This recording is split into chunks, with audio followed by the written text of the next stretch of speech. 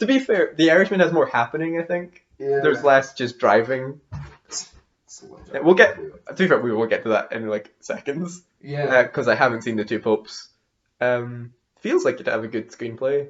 Just feels like the kind of film that would have a good screenplay. Yeah. Oh yeah. That's got.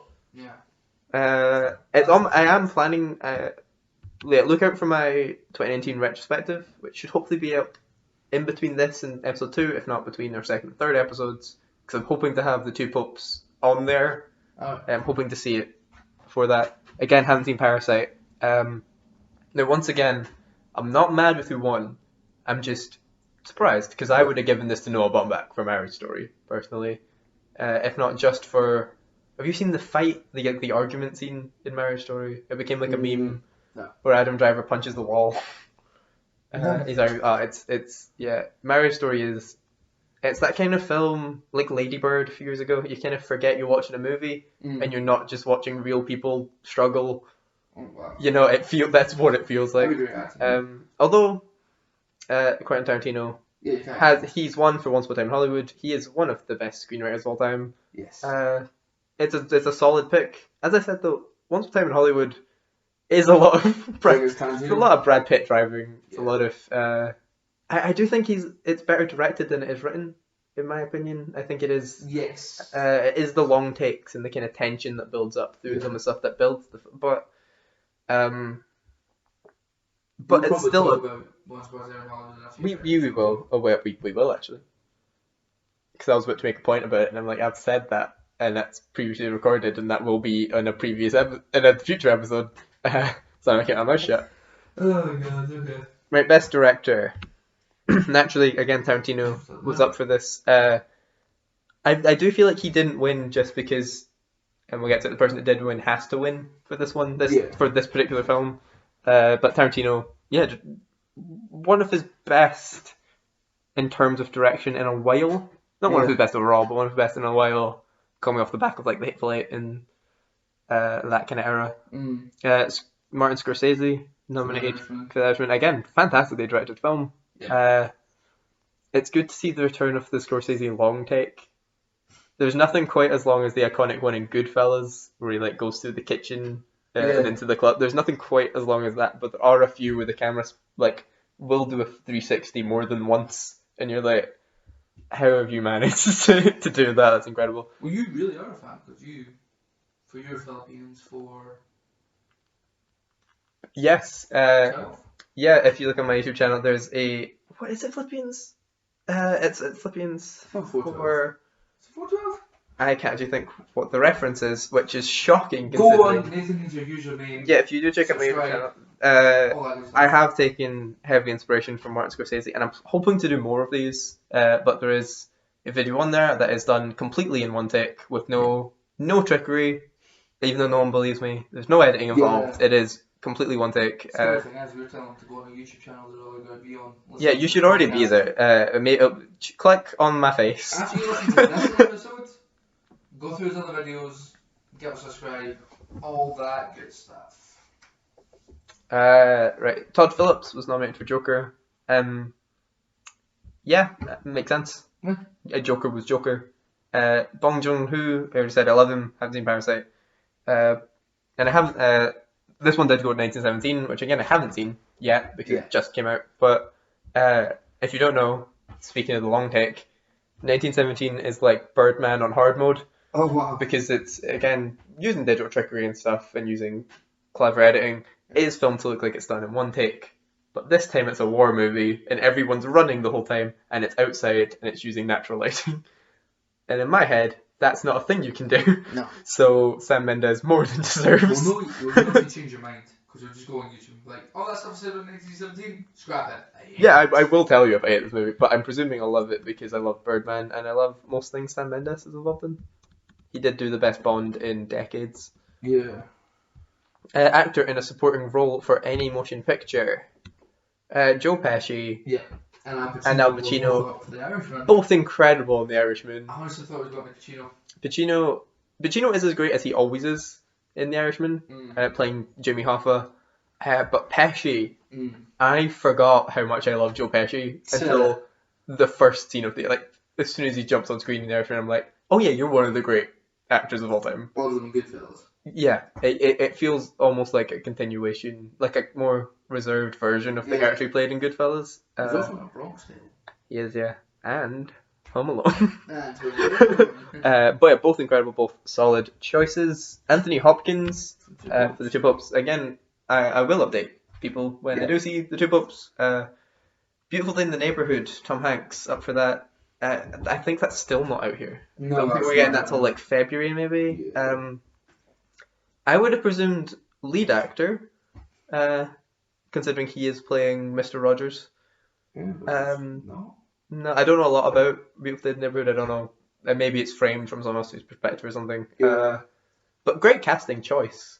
Oh yeah. When I think of who should play Mr. Rogers, it should be Tom Hanks. Yeah. And that is me literally days off just watching the Mr. Rogers documentary, Would You Be My Neighbor, which is the best documentary of the decade. Do watch that. Take it away. I've seen quite a few. I've seen a lot from this year, actually. Documentaries are, like, side tangent. Documentaries need to start being nominated for Best Picture if we're making documentaries as good as Won't You Be My Neighbor or Three Identical Strangers. But yeah, Brad Pitt won. And so he should, because one of his best performances in a long time. Yes. Maybe one of my favourite things I've seen him do ever. I think Fight Club is probably my favourite. He's great at Fight Club as well, yeah. He's got such a great comedic timing in Once Upon a Time in Hollywood, but he's also good at that kind of dramatic stuff. It's just an all round performance of like that. He embodies the role so well, and although I feel like he's an actor that only takes roles he wants. Yeah. Like I've heard stories you can't approach Brad Pitt anymore. Like he has to approach you and say, "I want to be in this movie." What?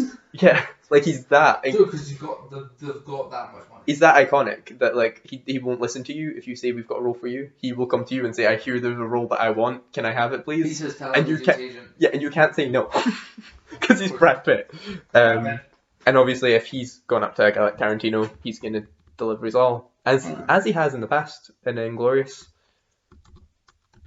Right, where are we? Supporting actress in a movie. Another one I don't think I've seen The Winner. That's it. So let's move past this little. I hear Jennifer Lopez is incredible in Hustlers. I hear this is like a little passion project for her. Didn't see Hustlers. I also haven't seen The Report, which Annette Bening was nominated for. Yeah. Haven't seen Richard Jewell, which Kathy Bates was nominated for. And Kathy Bates is great. I've seen Misery. Yeah. Great. She's great in that. Margot Robbie was nominated for Bombshell. But Laura Dern won for Marriage Story.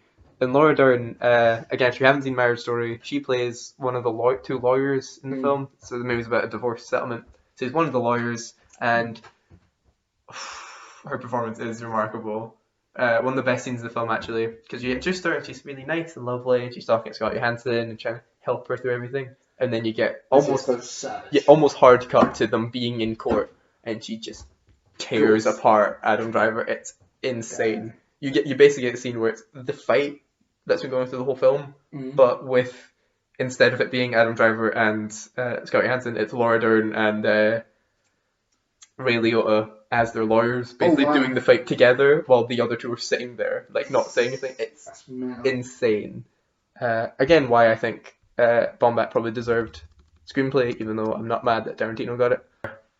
We're starting to get to the big ones. These are the best actors in musicals or comedies. Yes. Starting with Eddie Murphy. Yeah. I really wanted Eddie to win this one. Dolomite is my name. I really wanted Eddie to win this one. He is so good as Rudy Ray Moore in Dolomite is my name. Clearly a passion project for him.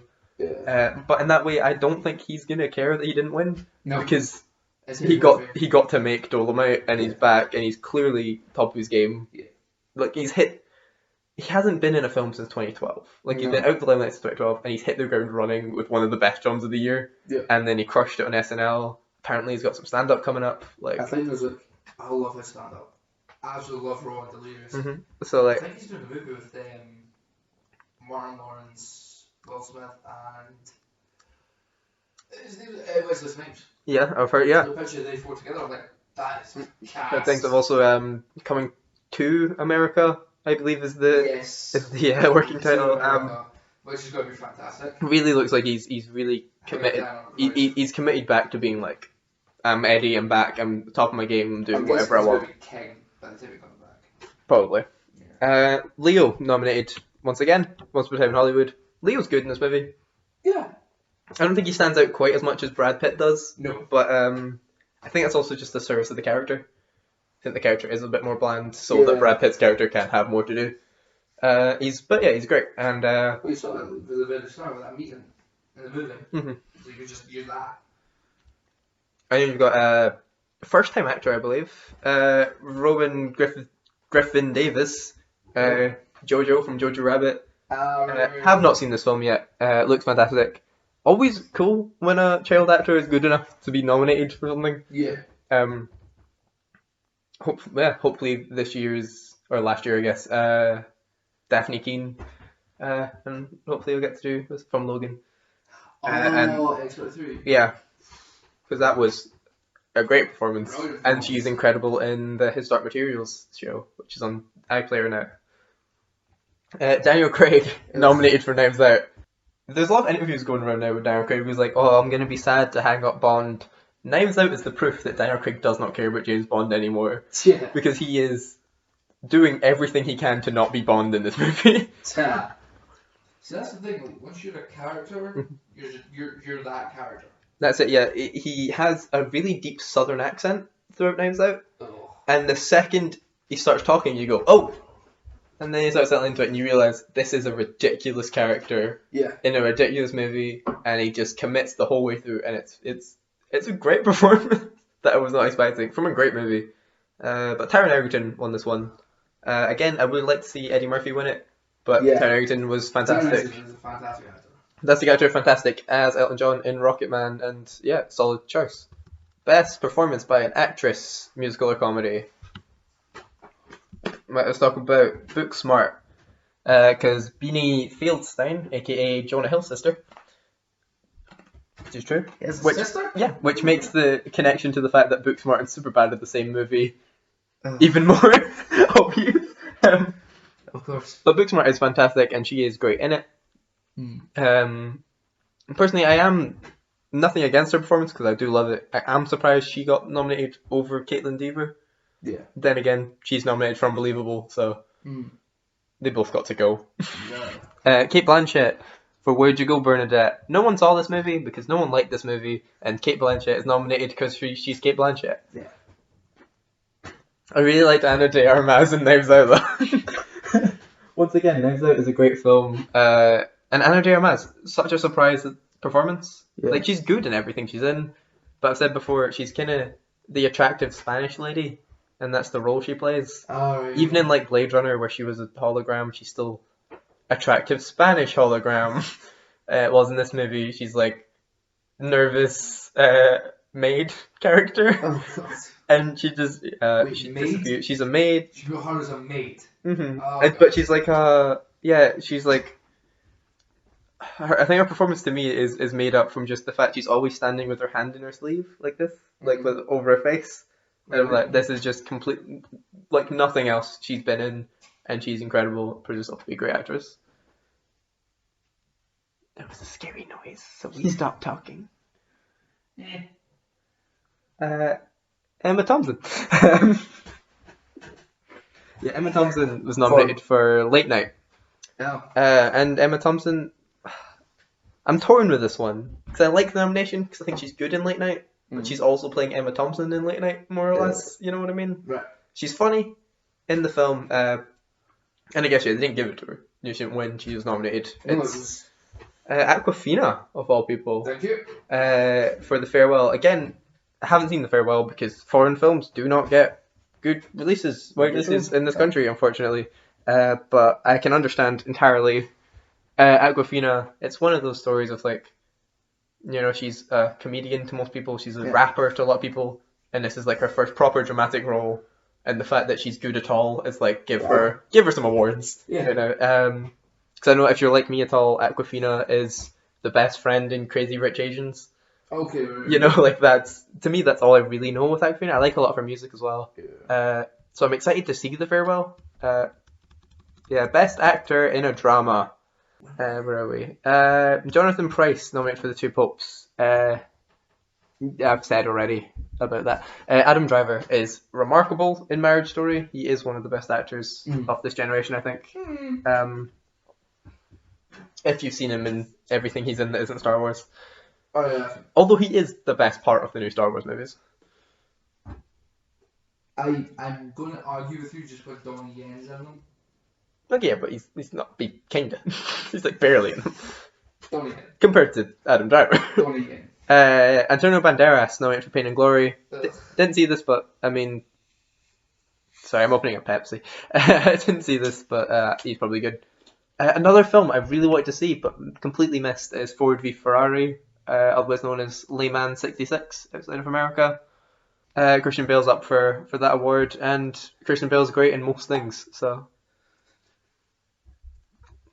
and some things did Kyle send you a meme? Because I just got that notification. I'm gonna check it now. Okay, that's amazing. Oh god, I really went. John. Do chat. I'm like, hey, by the way, we're doing a podcast. I'm just gonna check it on the laptop. Thanks, Kyle. You've given me a lot of editing to do. I think all of that. Okay. Yeah, Christian Bale nominated for a film I didn't see. Good for him. Joaquin Phoenix won Best Actor in Drama for Joker. This probably is my favorite performance of the year, even if not my favorite film. I really did like him. Ty is still laughing at Kale's name. Yeah, I do really like him in that movie, and I think he highly deserves. Christian Bale. Joaquin Phoenix, sorry, for Joker. But I do want to see Ford v Ferrari. Ford v a lot. Ferrari. Yep. Where are we? Best actress in a drama. Yes. Charlize Theron also nominated for Bombshell. Didn't see. Saoirse Ronan nominated for Little Women. Is that? Oh yeah. No. What's the character? Saoirse Ronan was. I'm thinking what you've seen. Did you see Hannah? Do you remember Hannah from a few years back?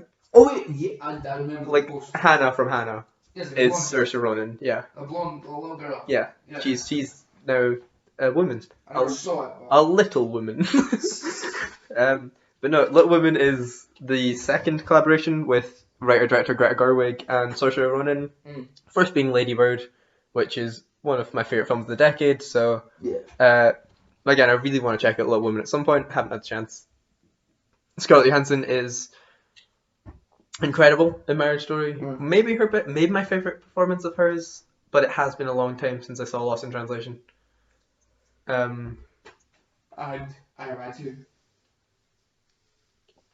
As I said, Marriage Story probably her best performance, but it's been a long time since I've seen. No, she is great as Black Widow. And yeah, one of the few actors in the Avengers that gets to have some proper actor moments in those final two Avengers movies. And she handles them really well. I do like that bit where she's eating a sandwich. I do think she does show a lot of emotion in that, and I'm excited to see her get her own movie finally in that franchise. Sick. But yeah, Marriage Story. I think it was Red Letter Media that said it was like Marriage Story is so fun to watch because those two actors are both in major franchises, and it's like Star Wars and Marvel pay for their mansions, and then Marriage Story paid for their coffee. That's very funny. But yeah, she's wonderful. I keep doing that. I'm gonna break that. Didn't see Harriet, but Cynthia Erivo. Sorry for being awful at pronouncing things. She's probably good. Anyway, Renee Zellweger won for Judy. Another film I did not get around to seeing, but looked pretty good. And from all again, like with J-Lo, this seemed to be a big passion project for Renee Zellweger. Yeah. And again, good casting for an older Dorothy. What's her name? Judy Garland. The film's called Judy. Julie Andrews. The film's called Judy, and we still couldn't get there. Yeah. Right, here we are. We're getting to the big ones now. Best musical or comedy. Rocket. All of these, I think, are worthy nominations, and all could have won. Yeah. So Rocket Man nominated. I love Rocket Man. One of my favorite films of the past year, I think. And surprise musical. If you're like me and you didn't It's know, a film about Elton John. yeah, but like Bohemian Rhapsody's not a musical, is it? There's music in it, but like this is a musical, like a real one with like costumes and sets and extras dancing. Knives Out, I've raved about enough already. I would love it if Knives Out was a musical. We should just pick movies that would be great as musicals. They've announced the sequel to Knives Out. We should everyone tweet Ryan Johnson right now. Yes. Make it a musical. Yeah, I've raved enough about how great this movie is today. Not Hugh Jackman. I'm not saying Hugh Jackman. Daniel Craig? Daniel Craig is a southern guy trying to sing. That would be hilarious. That's what I'm hoping. And also, Chris Evans can sing. Mm-hmm. Yeah, so I'm hoping with the Knives Out sequel, because a big part of what makes it work is the cast just being incredible, and the point of it is a murder mystery. We're done with these characters. What would you call it? Knives Out again. I don't know. Maybe comes in, yeah. So I think the plot of the second one supposedly is Daniel Craig as the detectives like solving another case. So I really do hope A, that he can get just as good an ensemble, and B, I'm hoping for like cameos, you know? Yeah. The idea of like, you helped me with this last case, we just sit down and chat. It'd be cool to see, because that could be a really fun, that could be Ryan Johnson's like anti-expanded universe, if he's almost doing like tongue-in-cheek Poirot, you know, forever now that Star Wars has officially disowned him. Yes. After making a better movie than they did. I don't know. Jojo Rabbit, I want to see, and it's just fun to see the fact that Taika Waititi made a movie where he plays Hitler and got nominated for Best Picture at the Golden Globes. Dolomite is my name, another one of my favourite films of the year. And what 100% would have won this category in any other year, but Tarantino keeps getting away with calling his movies comedies, so Once Upon a Time in Hollywood won. You know, that bit right at the end is that bit at the end is I guess shocking enough to be funny, even though this is clearly a drama about fading in Hollywood. I did laugh, but the ending's funny. Yeah, I laughed. Yeah, being in the cinema, watching the whole thing, and everyone's always almost. It's one of those films that's so heavy through most of it. It's about fading and like Hollywood not needing you anymore, and you've got that context of it's Brad Pitt, it's Leonardo DiCaprio, it's Quentin Tarantino, and you're just like, and then the end's hilarious, and there was an eruption, like you could hear everyone in the audience reacting to how messed up the ending to this movie is. But I wouldn't have called it a comedy personally, based on just that bit where he's talking about the book to the little girl, and then he realizes he loves the book because he was a character in the book. Yeah, and then she goes, "I'd love to read it one day," and he goes, "A few years you're gonna be living it, kid." It's just incredible. But yeah, as far as everything nominated, it probably deserves to win. And here we go, the big one, I guess, because apparently dramas are more important than comedies. Best Picture drama, The Irishman. Again, the best miniseries of the year. Not surprised it didn't win this award, but great film by every sense of the word. Great film. Two Popes was nominated, which I didn't see. Marriage Story is my favourite film of this year. Yeah. With the asterisk that I haven't seen what did win. Joker, I still think, just doesn't quite live up to its hype. Oh, really? I like it. I liked it quite a bit, but yeah, I don't think it quite has the impact or like the importance factor that it kind of goes for, or that a lot of people have claimed it has. Yeah. But with that and Once Upon a Time in Hollywood getting as many nominations as they did, despite being as controversial as they were, makes me I'm happy the Hollywood Foreign Press went, nah. We're gonna nominate the films that deserve to be nominated, so that's fun. That's good. And 1917 won, which again haven't had a chance to see, but by all intents and purposes, the hardest film to make of the year, and therefore probably a worthy winner. Oh, definitely. So that's the Globes. But what's my outro? I've forgotten. This is the first episode, people. Give me some time and space. Leave me alone. Anyway, thanks for listening. I don't know why I had to read the script to figure out how to say that. But do make sure you're following us on Instagram at WhatNowPod, which is ran by our good friend Stephen. And follow me at Nathan's username. And follow Ty at Ty Hennessy94. If you want to follow Stephen, that's Stephen Gaynor. It is. I missed a line. Do You missed just the name. do follow Stephen as well. He actually has a he's a good photographer. Yeah, He's got a fun Instagram to follow. Yeah. Follow him, give him views. He was saying it. Yeah. That's okay. I'm currently working on getting this podcast up on Spotify. Yes. That might take a little while. Yeah, I'll try and post updates and stuff on the Instagram. I don't want to clutter the YouTube feed with that. But for now, you have to be listening to this, I guess, if you listen to it when it comes out on my YouTube channel. Yeah. Feel free to stick around, subscribe, watch other things, comment, like, subscribe. The bell, the thing with the bell if you want. Notifications. Yeah, that's it. I know what I'm talking about. Yeah. I'm a YouTuber. Yeah. But yeah, stay tuned for my 2019 retrospective. Yes. That might be up before the next podcast. It might not be. Depends how quickly I edit it, and B, how long it takes me to watch the last couple. Yeah. I'm hoping to get Two Popes and John Wick 3 in there as well. John Wick 3 sounds good movie. Which should take to 63 films in the episode, which is the longest. But the longest the retrospective has ever been. So I don't know why I decided to film it this year. That was fun. Yeah, that was. That's probably better than writing it. It is. It has been more fun. You just have to write the names. So yeah, this is us. Tune in next week. Yeah, listen to. This is. I'm gonna draw back the curtain and say we have already recorded a couple outros, and this is the worst one. This is the worst we've done. Anyway, peace. Peace.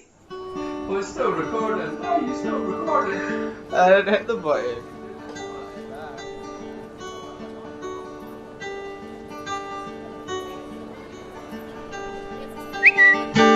Duh. It's great. That is Nathan's favourite bit. Fantastic.